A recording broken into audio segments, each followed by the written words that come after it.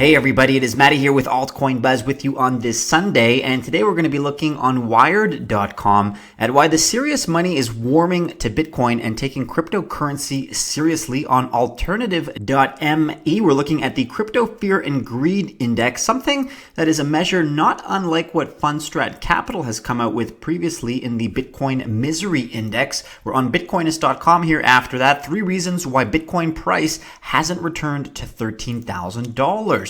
We'll then do a follow-up on the Plus token Ponzi scheme, which has purportedly swindled $2.9 billion, and unfortunately the main suspects are still on the run. Then we're looking at the Binance CEO Changpeng Zhao and what he had to say on ccn.com.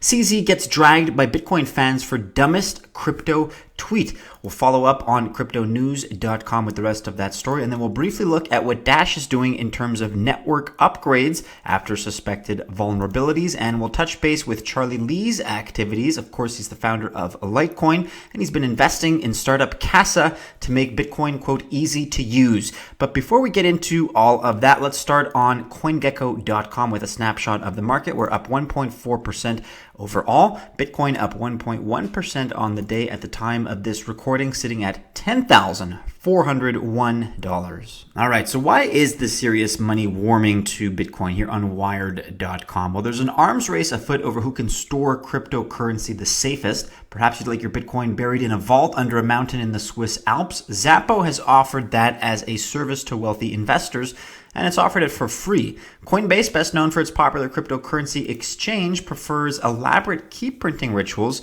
along with a Faraday cage. No joke. Anchorage, an Andreessen Horowitz-backed startup, promises easy access digital storage with some cryptographic voodoo. And now old school firms like Fidelity and Bakkt, which share an owner with the New York Stock Exchange, Intercontinental Exchange, are jumping into the fray with storage solutions of their own. So is crypto the next big thing in institutional investment, as we discussed yesterday with Bakkt right around the corner launching September 23rd? Or is this fighting over scraps? Well, for now, crypto custody still involves a relatively small pool of money. Coinbase got a boost earlier this month when Grayscale Investments moved its $2.7 billion worth of crypto funds from Xapo to Coinbase, more than doubling the company's assets under custody.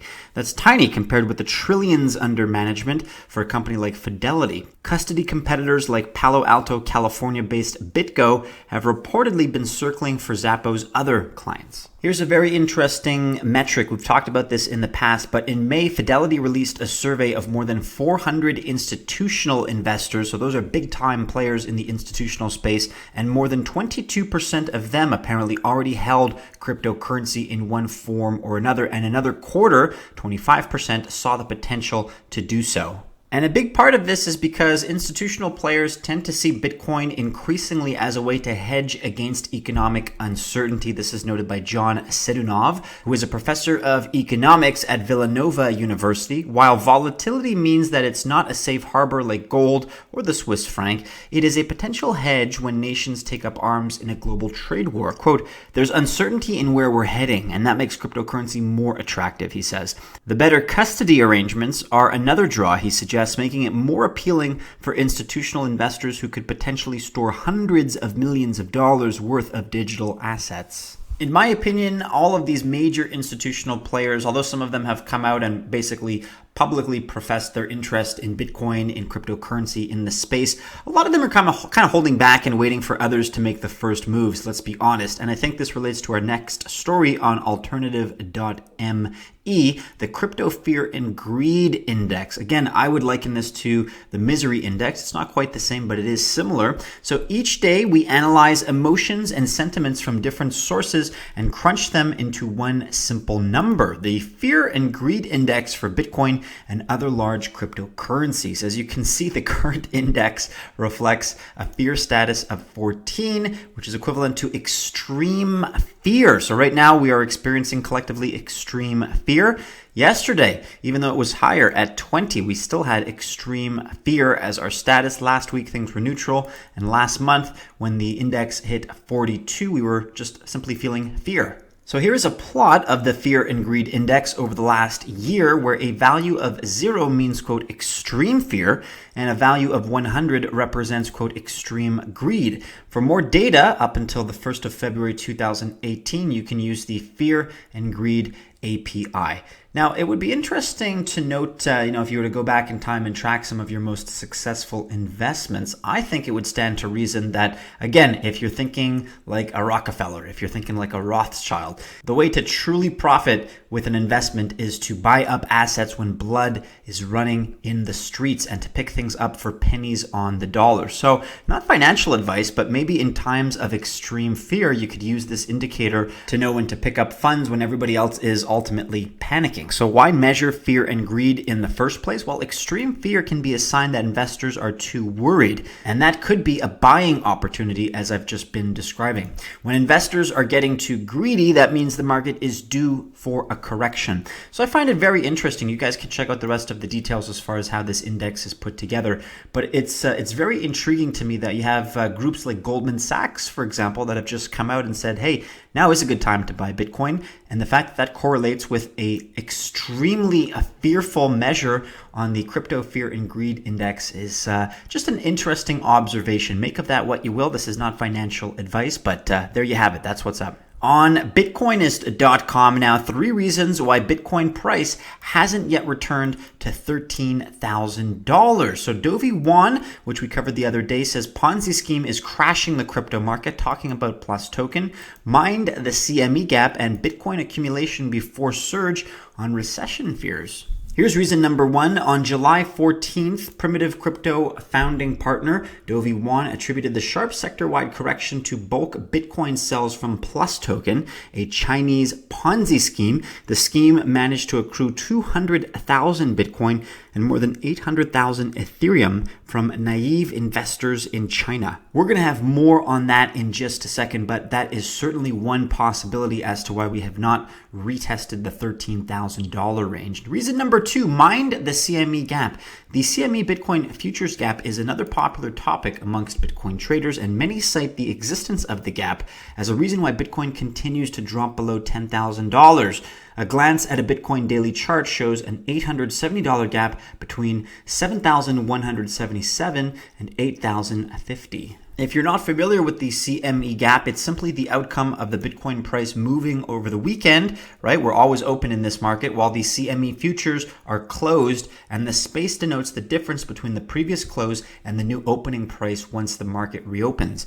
The gap is a cause for concern as traders set the price as a target that must be filled at some point, typically when an asset corrects and retraces to supports in the vicinity of the gap.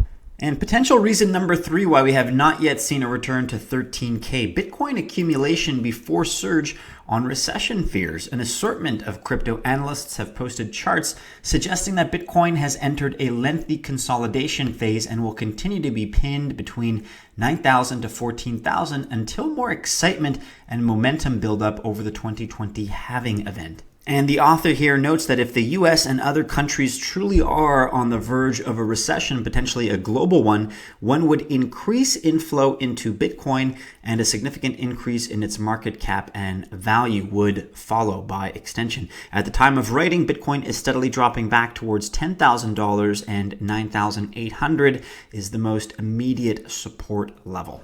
Quick update now on usually I say our friends, but our enemies over at the Plus token Chinese Ponzi scheme. So we're on theblockcrypto.com. An alleged cryptocurrency exit scam swindled $2.9 billion. Holy cow. But main suspects are still on the run. This article from the 17th of August.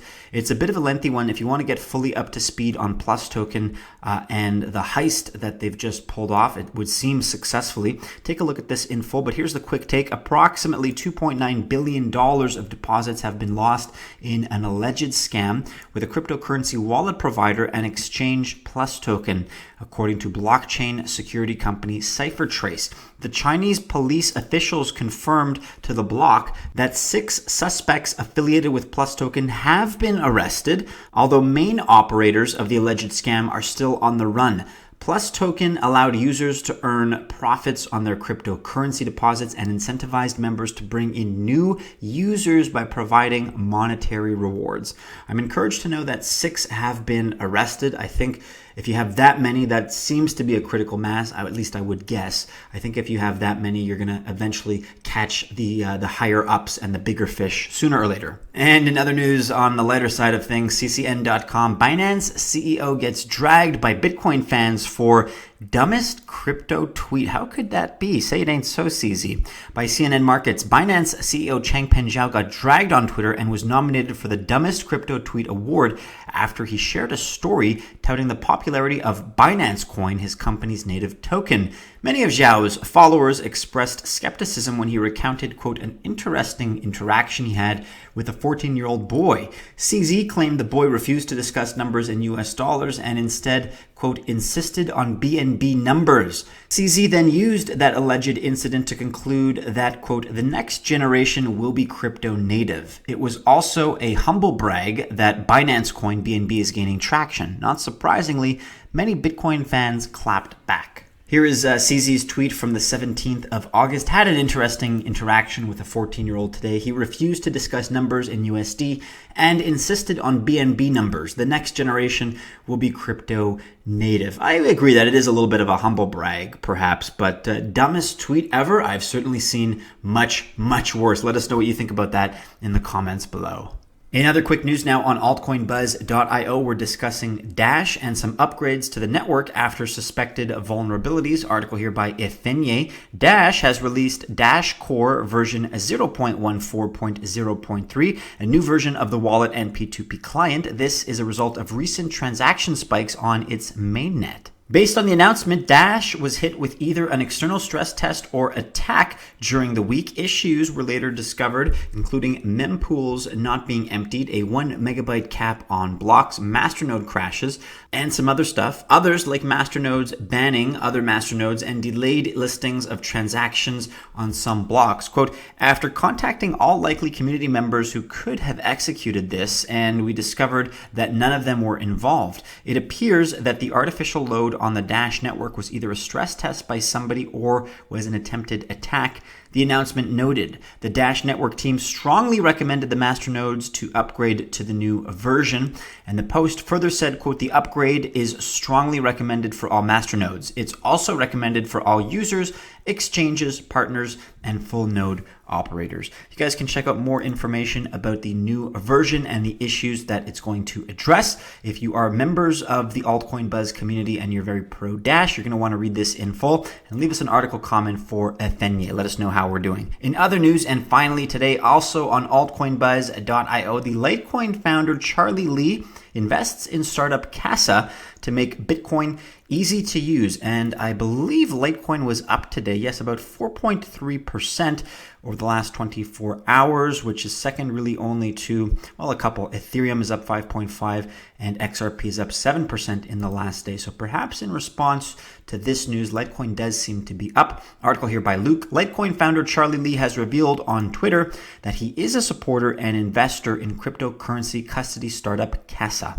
So Casa is the cryptocurrency custody startup that aims to maximize safety and security for its crypto users, and they are supported by Litecoin founder Charlie Lee. Today, Charlie Lee tweeted about the startup, congratulating the company for hiring a product lead. Furthermore, Lee shared his confidence in the startup. The Litecoin founder compares Casa with the times when he joined Coinbase all the way back in 2013. So Charlie Lee tweeted, congrats on the hire. I have the same feeling about Casa today as I had about Coinbase when I joined in 2013 as the third hire.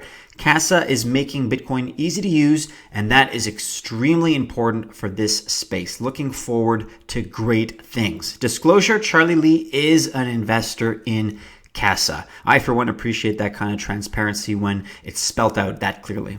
And Casa's been doing pretty well. The startup has raised over $3.5 million in the last year. The goal of Casa is to offer, quote, a key manager app in every pocket and a node in every home. The Keymaster mobile app is available for iOS and Android. Let us know what you think about that. If you guys are fans of Casa or Charlie Lee or Litecoin for that matter, or perhaps none of the above. But as always, let us know your thoughts and ideas in the comments below, because that about wraps it up for today, everybody. Do be sure you are following us on all the regular social media channels and keep checking back into altcoinbuzz.io for all the latest. Go ahead, like, subscribe, share, hit the bell to receive notifications if you enjoyed today's video. Have a great tail end to your weekend. Best of luck if you choose to invest on this Sunday, but we do hope to see you again soon in our next video. Take care.